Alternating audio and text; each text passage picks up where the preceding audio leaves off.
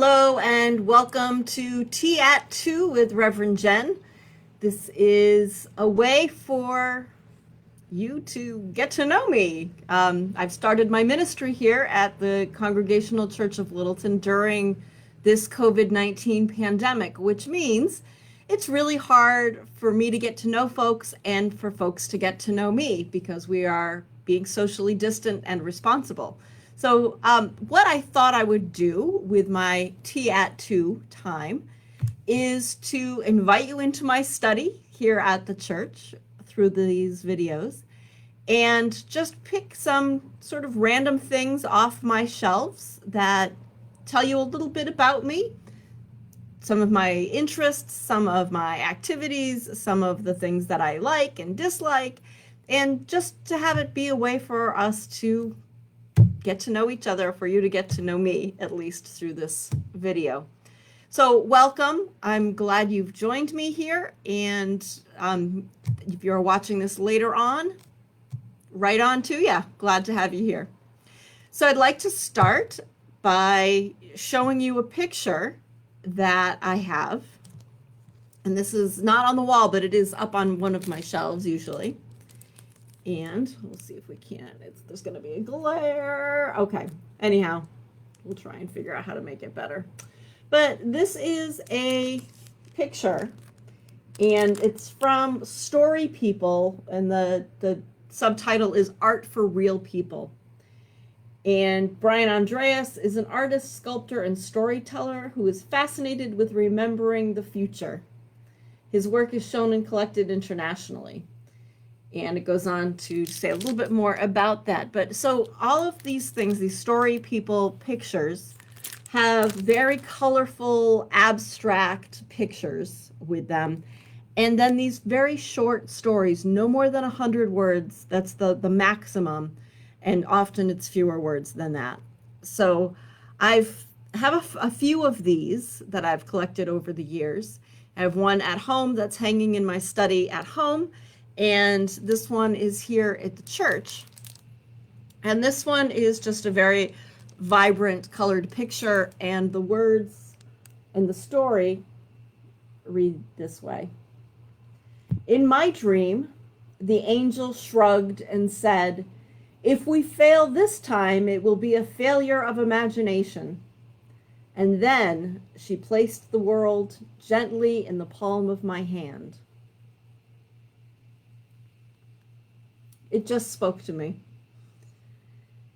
If we fail this time, it will be a failure of imagination. And then she placed the world gently in the palm of my hand.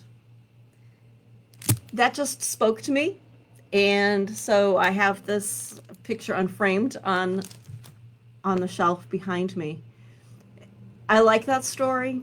It just reminds me that the future is given to each of us and placed gently in the palms of our hands. And what we do with it, if we fail, as the angel said in the story, it's a failure of imagination.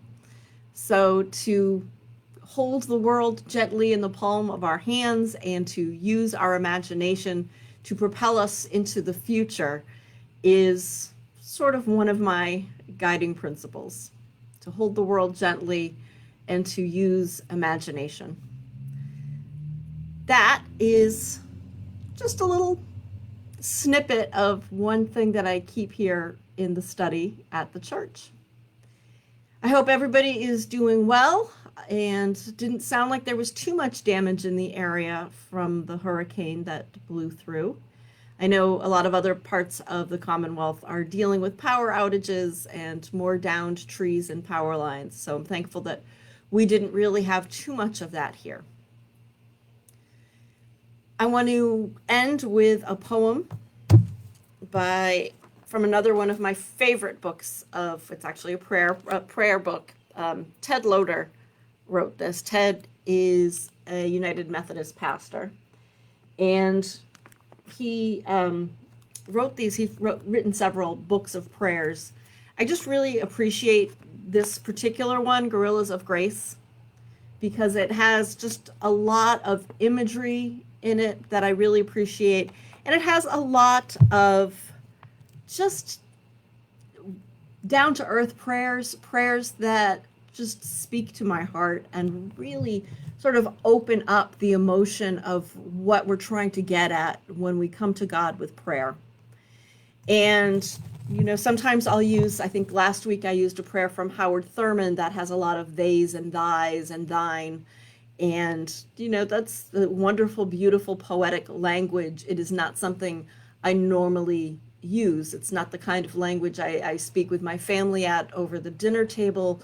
Wouldst thou art pass the ketchup is not sort of the language we use. So those prayers are beautiful and poetic and lovely. And the language kind of gets a little stuck on me sometimes.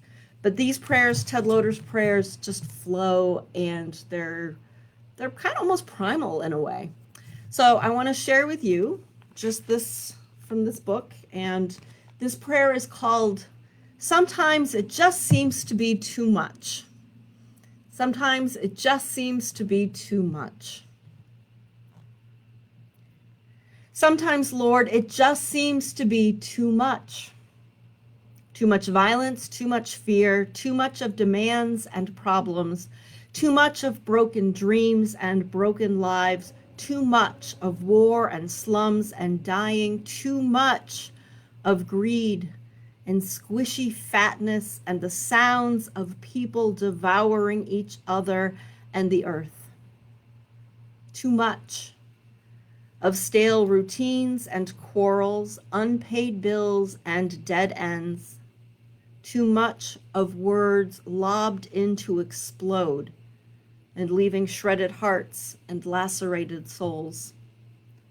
Too much of turned away backs and yellow silence, red rage and the bitter taste of ashes in my mouth. Sometimes the very air seems scorched by threats and rejection and decay until there is nothing but to inhale pain and exhale confusion. Too much of darkness, Lord. Too much of cruelty and selfishness and indifference. Too much, Lord. Too much, too bloody, bruising, brainwashing, much. Or is it too little?